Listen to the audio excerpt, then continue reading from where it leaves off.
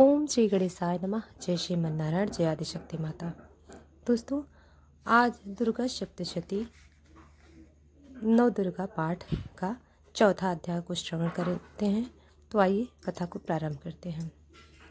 चौथा अध्याय। महर्षि बोले, उस दुष्टात्मा परम बलशाली महिषासुर और उसकी सेना को देवी ने मार डाला। तब समस्त इंद्रादिक देवगण प्रसन्न हो सिर और मस्तक झुकाकर भगवती की स्तुति करने लगे। जिन भगवती की ही शक्ति से यह संपूर्ण विश्व उत्पन्न हुआ है और जिनकी समस्त देवता और महर्षिगण पूजा करते हैं, ऐसी जगदम्बिका को हम भक्ति पूर्वक प्रणाम करते हैं। वह हमारा कल्याण करे। ब्रह्मा, विष्णु और शंकर भी जिसके अतुलनीय प्रभाव और शक्ति का वर्णन नहीं कर सकते, वह चंडिका देवी विश्व का पालन करें, अशुभ भय का विनाश करने को तैयार हुए। जो पुण्यात्मा हैं, उनके घर में आप लक्ष्मी का रूप हो, पापियों के यहाँ दरिद्र रूप हो। शुद्ध हृदय वालों के हृदय में बुद्धि का रूप, श्रेष्ठ मनुष्य के यहाँ श्रद्धा रूप और सतकुल में उत्पन्न होने वाले के यहाँ लज्जा स्वरूप हो।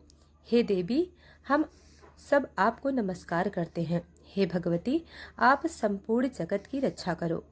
आपके इस अचितन्य रूप को का असुरों के संहार करने वाली शक्ति का तथा युद्ध में असुरों के साथ आपके अनेक प्रकार के चरित्रों का हम किस भांति वर्णन करें। आप त्रिगुणमयी होते हुए भी सारे संसार का हेतु हो। आप में दोष नहीं ज्ञात होते।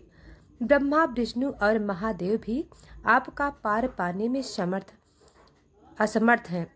आप ही सबका आश्रय हो। यह संपूर्ण विश्व आप ही का अंश मात्र है।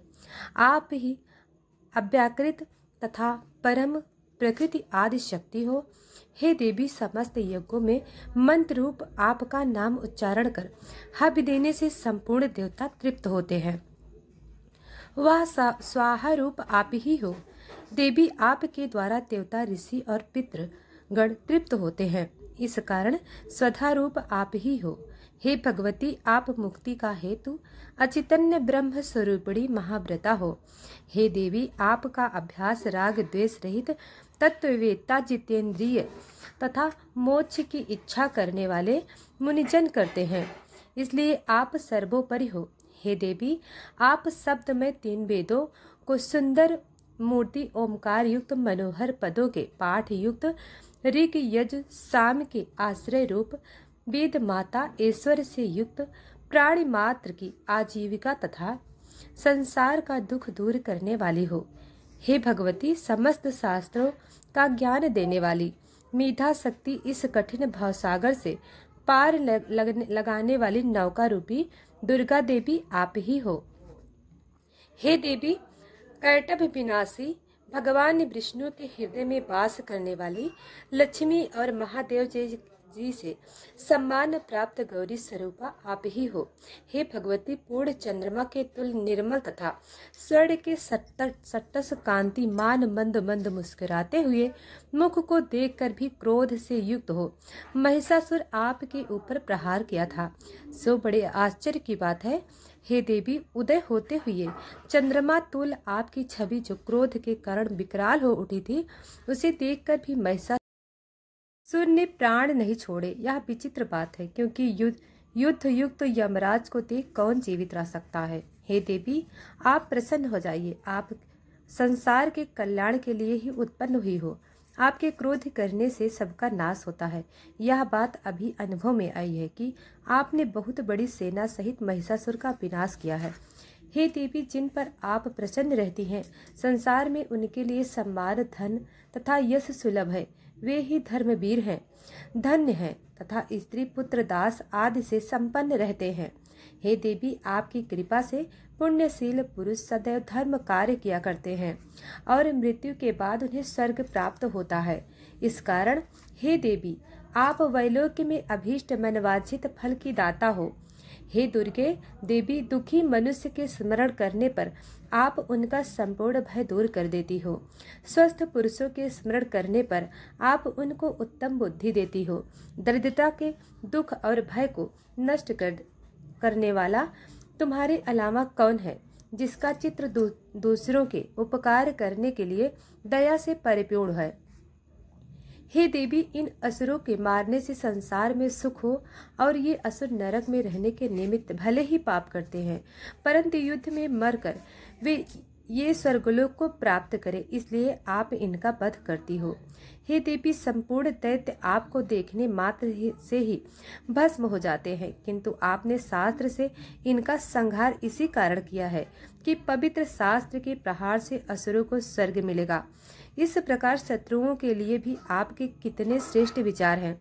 आपकी तलवार की उग्र प्रभा से और शत्रु त्रिशूल के नोक की चमक से उन राक्षसों की आंखें फूट नहीं गईं, इसलिए कि किरण सहित चंद्रमा के सट्टस आपका शीतल मुख उन्होंने देख लिया था।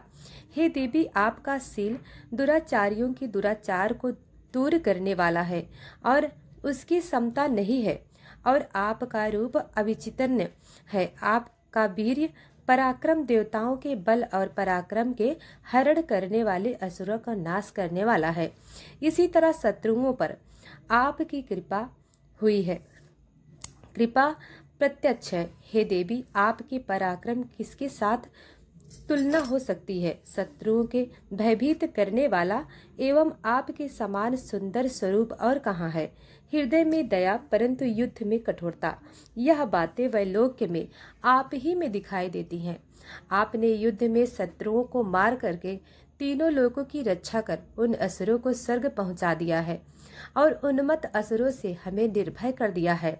हम आपको नमस्कार करते हैं। हे देवी, त्रिशूल से हमारी रक्षा करो। हे अंबिके, इस खड्ग से हमारी रक्षा करो तथा घंटा की ध्वनि धनुष की टंकार से हमारी रक्षा करो। चंडिके, पूर्व पश्चिम उत्तर दक्षिण इन चारों दिशाओं में अपने त्रिशूल को घुमाकर हम सबकी रक्षा करो।